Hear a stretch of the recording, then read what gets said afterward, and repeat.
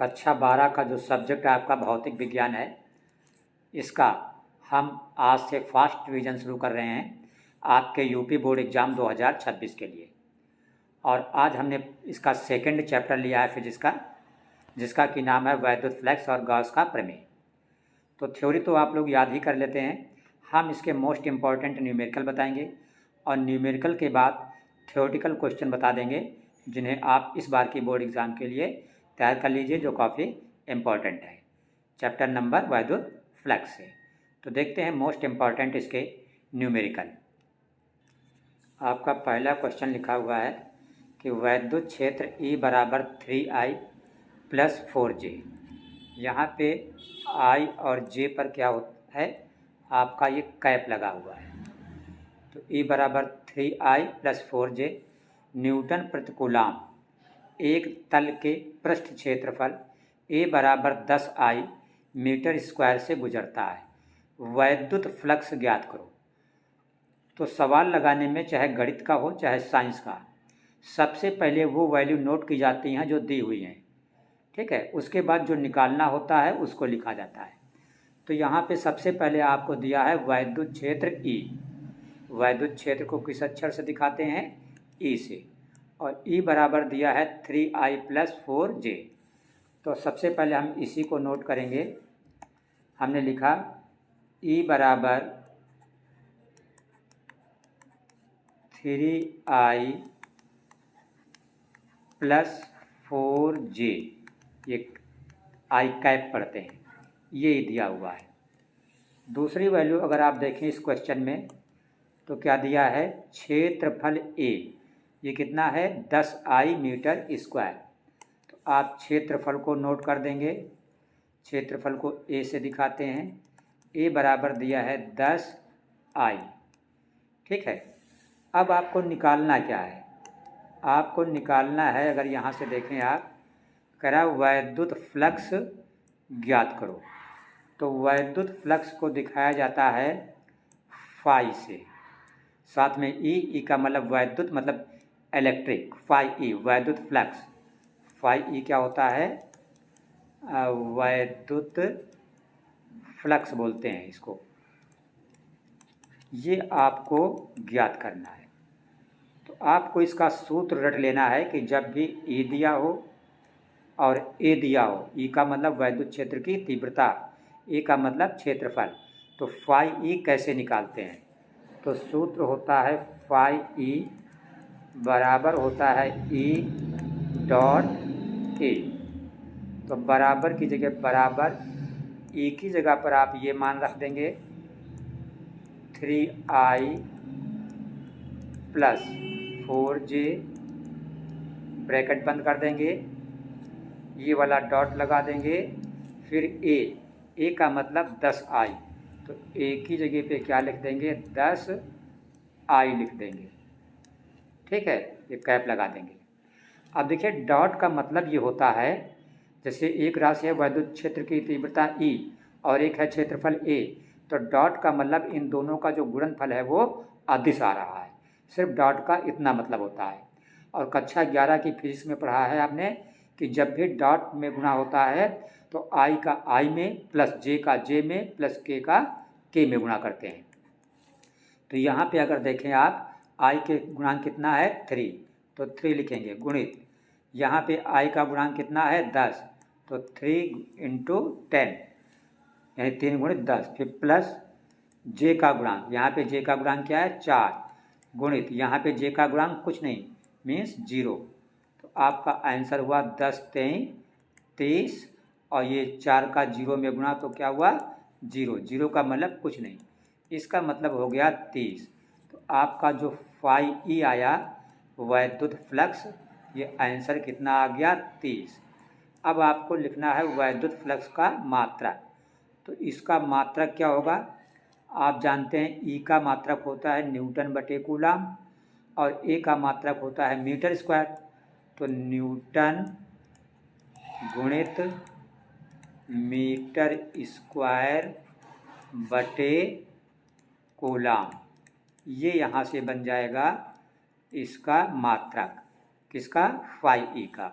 तो ये आपका आंसर हो गया इस क्वेश्चन का। ठीक है, देखिए सेकंड क्वेश्चन उसी टाइप का है कि आपका ई दिया है वैद्युत क्षेत्र की तीव्रता कितना दिया है 2i + 3j - 4k और क्षेत्रफल ए दिया है -4k।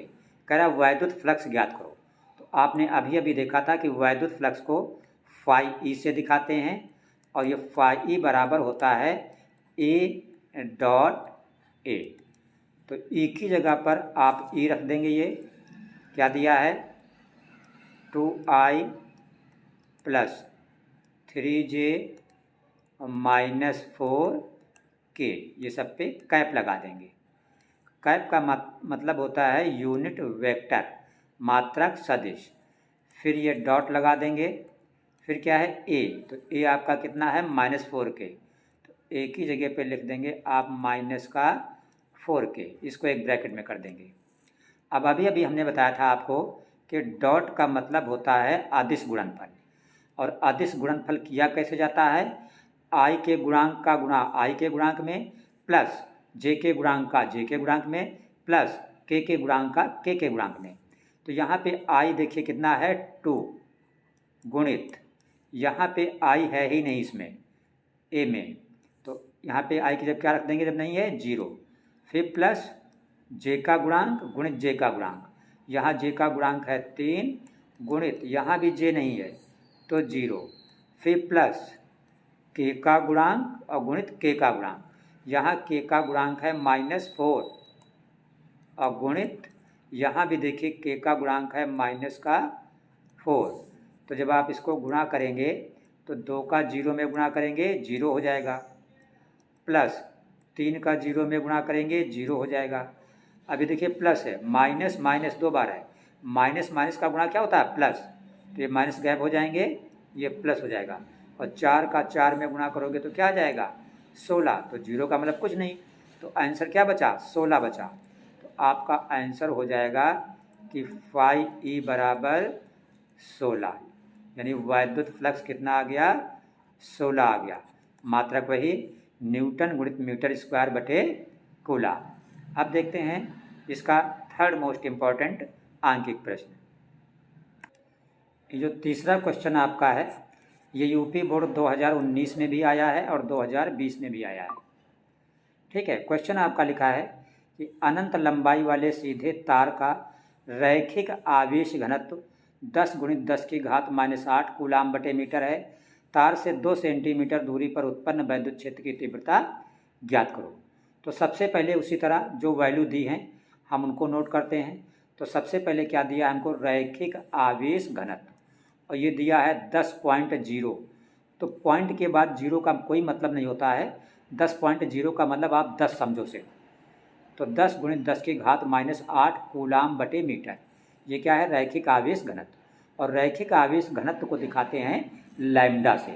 तो सबसे पहले आप नोट करेंगे कि जो लैम्डा है आपका, लैम्डा का मतलब रैखिक आवेश घनत्व, इसको ध्यान रखिएगा। लैम्डा को बोला जाता है रैखिक आवेश घनत्व। ये आपका दिया है 10, दशमलव के बाद का 0 लिखने से कोई फ़ायदा नहीं, 10 × 10⁻⁸ कूलाम बटे मीटर, ये आपकी पहली वैल्यू दी हुई है। फिर देखिए आपका दिया हुआ है तार से 2 सेंटीमीटर दूर, इसका मतलब है तो आर जो दूरी है आपकी दी है 2 सेंटीमीटर। तो आर क्या है दूरी, ये आर जो है आपकी ये दूरी है, ये दी है बराबर कितनी 2 सेंटीमीटर। लेकिन जब सवाल लगाया जाता है साइंस में तो दूरी सेंटीमीटर में नहीं मीटर में रखी जाती है। और आप याद रखना सेंटीमीटर को मीटर बनाने के लिए 10⁻⁻2 से गुणा कर दिया जाता है, तो ये बन गया आपका मीटर। अब आपको निकालना क्या है इस सवाल में वैद्युत क्षेत्र की तीव्रता। अब वैद्युत क्षेत्र की जो तीव्रता निकालनी है उसको दिखाते हैं ई से, ये निकालना है। तो आप ध्यान रखना ये सूत्र, इसको रट लेना कायदे से। ये दूसरा सूत्र प्रयोग हुआ है, पहला सूत्र हमने आज की क्लास में प्रयोग किया कि फाई बराबर ई डॉट ए, जो लगा था क्वेश्चन नंबर 1 और क्वेश्चन नंबर 2 में। और क्वेश्चन नंबर 3 में रैखिक आवेश घनत्व दिया है, तो जब भी रैखिक आवेश घनत्व दिया हो और ई निकालना हो तो आपका सूत्र प्रयोग होता है ई बराबर 1/4 pi epsilon not into 2 lambda बटे आर। ये सूत्र अच्छी से तरीके से रट लेंगे। अब मान रख देंगे तो ई बराबर ये जो 1/4 पाई एप्सिलॉन नॉट है, इसका मान ध्यान रखें हमेशा होता है 9 गुणित 10 की घात 9 गुणित फिर क्या है 2 लैम्डा, तो 2 यहाँ पे कोई चिन्ह नहीं तो गुणा और लैम्डा, लैम्डा आपका ये है 10 गुणित 10 की घात -8। तो यहाँ लैम्डा की जगह पर आप लिख देंगे 10 गुणित 10 की घात -8 बटे नीचे लैम्डा के नीचे क्या था आर। आर आपका क्या दिया है 2 गुणित 10 की घात -2। तो अब देखिए ये 2 और ये 2 क्या हो जाएगा कैंसिल। तो ऊपर जो गिनती बची आपकी वो सिर्फ क्या बची है 9 बची है। ये देखिए 9, तो 9 लिखेंगे गुणित बाकी सब 10 की घात के रूप में है। यहाँ 10 पे कोई घात नहीं, तो जिस पे कोई घात नहीं होती है तो 1 मान ली जाती है 1। तो 10 की घात ये देखो 9 है या 1 है, दोनों घात कैसी हैं प्लस हैं, तो 9 1 क्या हो गया 10। फिर ये घात 10 पे कैसी है -8, ये -8। नीचे 10 पे घात कितनी है -2, -2 घात ऊपर जाएगी तो हो जाएगी +2। तो 10 + का 2 + का 10 2 12, 12 से 8 गया 4, तो ये बचा आपका 9 बचा और गुणित 10 की घात कितना हो जाएगा 12 से 8 गया 4। तो ये आपका आंसर निकल आया, ई का मान निकल आया। तो आप आंसर अपना लिखोगे कि ई बराबर 9 गुणित 10 की घात 4 न्यूटन और बटे कूलाम। ठीक, ये क्वेश्चन आपका कंप्लीट हो गया। अब एक मोस्ट इम्पॉर्टेंट न्यूमेरिकल आप और देखेंगे इस चैप्टर से। तो इस चैप्टर से 3 इम्पॉर्टेंट न्यूमेरिकल थे जो हमने यूपी बोर्ड एग्ज़ाम 2026 के लिए करा दिए। और चौथा क्वेश्चन जो है न्यूमेरिकल नहीं है, एक थ्योरेटिकल क्वेश्चन है इस चैप्टर का, बहुत इम्पॉर्टेंट इस बार की बोर्ड एग्ज़ाम के लिए। इसको आप तैयार कर लीजिए, हमने पढ़ाया भी है। क्वेश्चन है गॉस प्रमेय का उल्लेख कीजिए, इसकी सहायता से पतले आवेशित तार के कारण किसी बिंदु पर वैद्युत क्षेत्र की तीव्रता का व्यंजक प्राप्त करो। तो डेली शाम 7 बजे हमारे यस कोचिंग चैनल पर विजिट करें, चैनल को सब्सक्राइब रखें, क्योंकि हम क्लास 12 की फिजिक्स भौतिक विज्ञान के कंप्लीट एक चैप्टर के इम्पॉर्टेंट क्वेश्चन आपको आज से बताना शुरू कर रहे हैं। ये हमारा फर्स्ट रिवीजन है, इसलिए आप तक नोटिफिकेशन पहुँचे इसके लिए ज़रूरी है कि आप चैनल को सब्सक्राइब करें, कमेंट करें, अपने फ्रेंड्स को शेयर करें। और जूम ऐप के थ्रू जो बच्चे ऑनलाइन पढ़ना चाहते हैं वो फिजिक्स की पूरी तैयारी कर सकते हैं, जिसकी फ़ीस हमने रखी है मात्र 100 रुपीज़।